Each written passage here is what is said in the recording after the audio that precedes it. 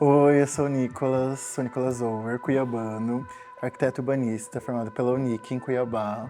Sou matogrossense, tenho 31 anos e canceriano. Me mudei para Curitiba quando eu tinha 24 anos. Depois que eu terminei a faculdade, eu procurei de trabalho. Trabalhei no escritório que eu admirava muito e eu senti muita necessidade de ter uma coisa minha que falasse a minha linguagem, com as minhas referências, com o que me foi ensinado sobre o que é arquitetura e o que é design. Aprendi muito isso dentro da minha família e também com meus professores na faculdade. Meu sonho sempre foi fazer moda, mas quando eu tinha 17 anos, que foi quando eu fui aceito para fazer a universidade, minha mãe não permitiu eu ir para outra cidade, cursar o curso de moda, então eu falei, nossa, eu vou ter que procurar alguma coisa que tem muito a ver com o que fala sobre ergonomia, sobre vivência, sobre corpo e sobre design, porque eu sempre amei muito. Então, a minha solução maior foi... Solução não. Foi um achado, porque eu não conhecia a arquitetura. Ela foi me apresentada nos filmes, nos livros de história que eu amo muito. Até hoje é uma matéria é uma coisa que eu sou muito fascinado por história. E aprendi a amar a arquitetura. Desde então, me formei, fui morar em Curitiba e senti muita necessidade que não havia um escritório que contemplasse falando muito sobre a vivência que eu tinha, essa vivência de ser uma pessoa negra, queer, que fala, que se retratasse muito sobre o Brasil, assim.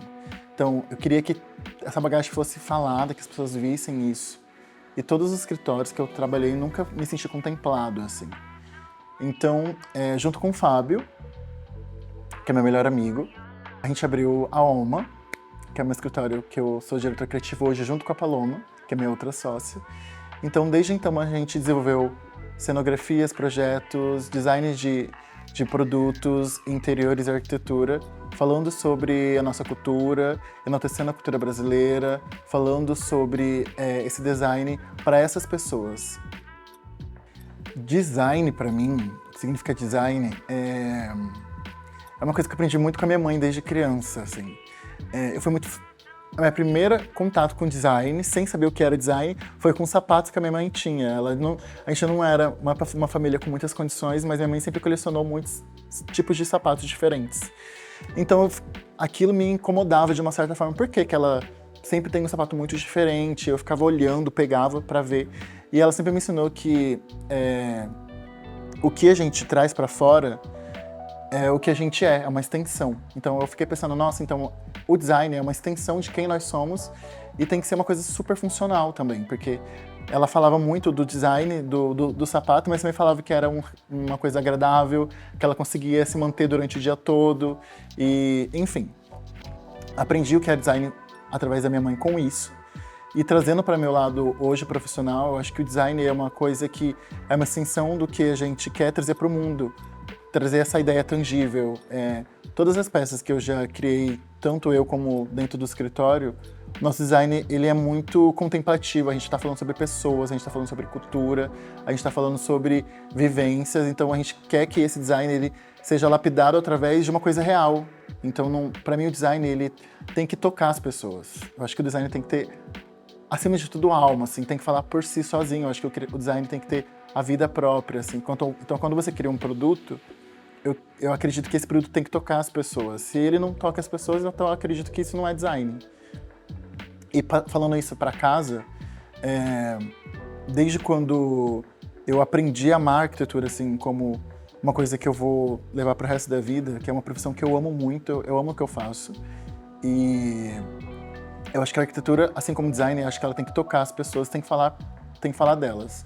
Então, quando um cliente chega pra gente hoje no escritório e ele procura os nossos serviços, eu gosto muito de ouvi-lo. Então, a gente tem esse ouvido muito atento para saber como é o morar da pessoa.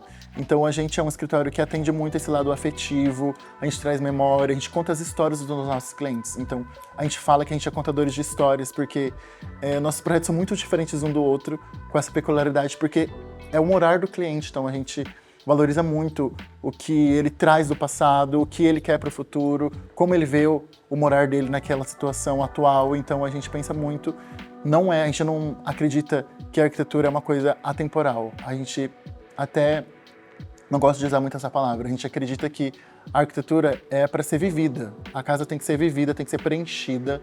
A casa tem que ser contemplada para as pessoas que estão ali dentro. Então, não adianta você fazer todo um projeto lindo e que não contemple a pessoa que está vivendo ali, sabe? Então, a gente fala que a nossa arquitetura é para emocionados. Sabe? A gente gosta de emocionar com o nosso projeto de interiores. A OMA foi criada com o propósito de criar produtos no início. E como no começo de tudo é muito difícil você ser reconhecido pelo produto, então a gente abriu um leque para fazer arquitetura, design, produto, cenografia, que hoje a gente é reconhecido por isso, inclusive também por ser especialista em cores. Mas no início de tudo, com o Fábio, a gente desenvolveu nossas 2 primeiras linhas, que fala sobre Cuiabá, de onde eu nasci. Sou cuiabano, sou matogrossense. Então a gente tem uma linha que chama Caiu, que vem do caju, essa língua indígena, que chama Caiu, e Ive. E os dois contam muito a história das nossas origens cuiabanas, que fala sobre o fruto do caju, esses desenhos mais orgânicos. Também falamos sobre o Brasil, que eu acho que o Brasil é uma referência de design que fala sobre organicidade, então a gente acredita muito nisso. E esses foram os nossos primeiros produtos.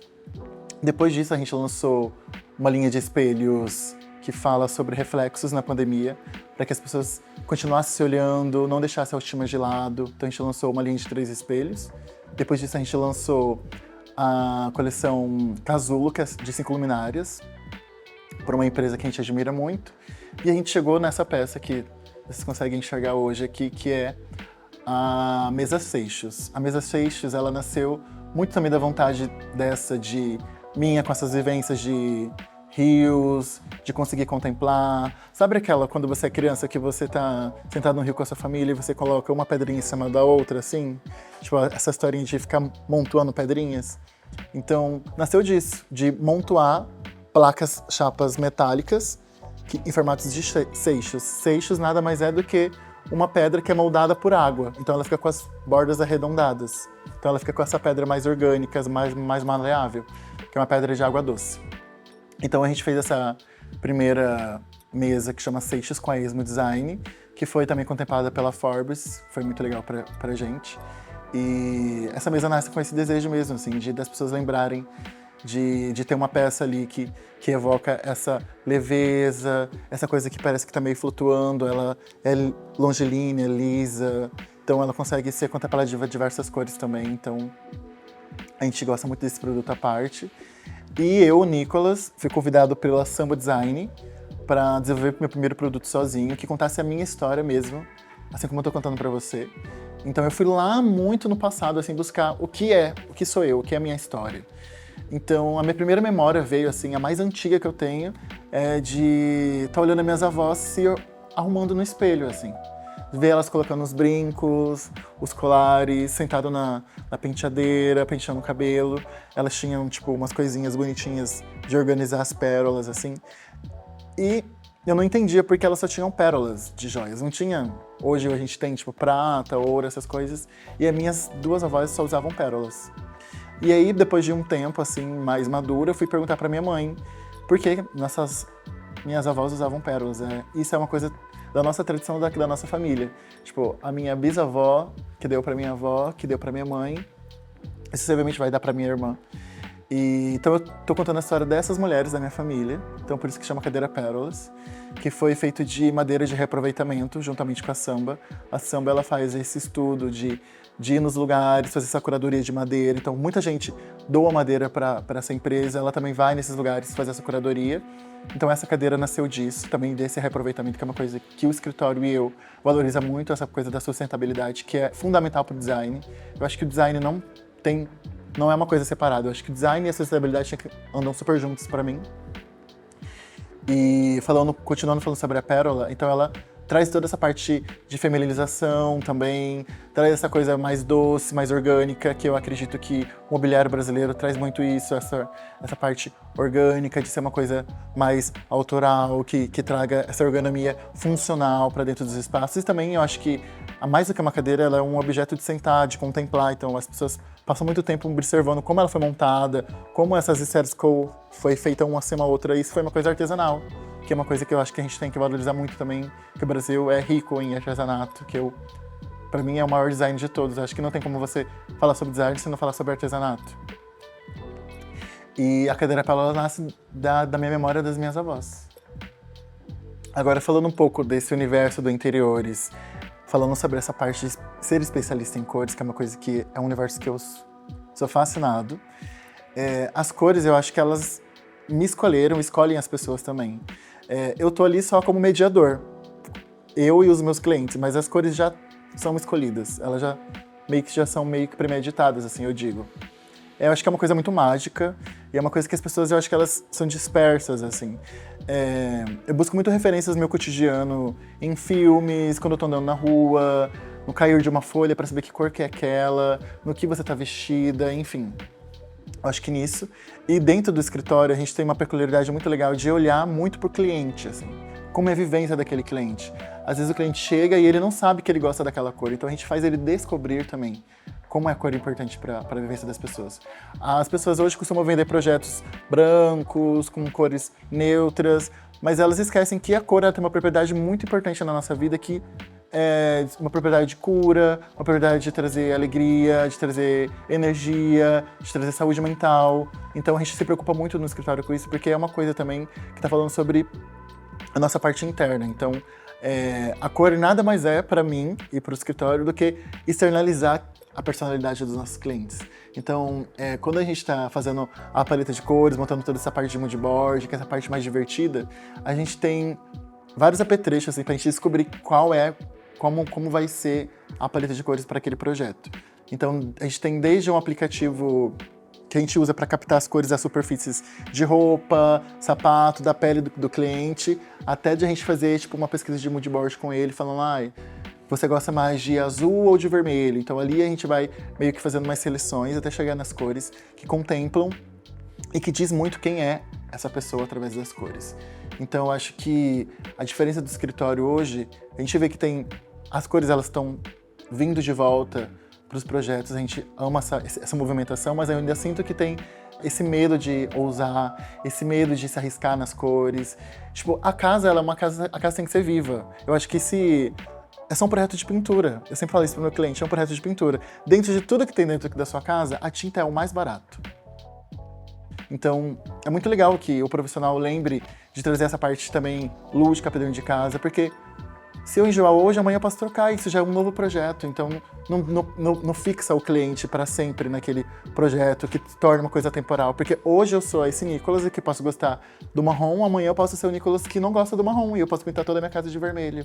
Então, eu acho que a gente tem que também ser essa pessoa que seja flexível, que contemple outras coisas, que seja... Eu sempre digo para todas as pessoas, a gente nunca pode se fechar numa coisa só, a gente tem que se abrir para a vida, para a gente conhecer novas coisas, novas pessoas, e eu acho que é assim com a cor também, eu acho que as pessoas têm que deixar a cor entrar e você vai ter um resultado maravilhoso, com certeza.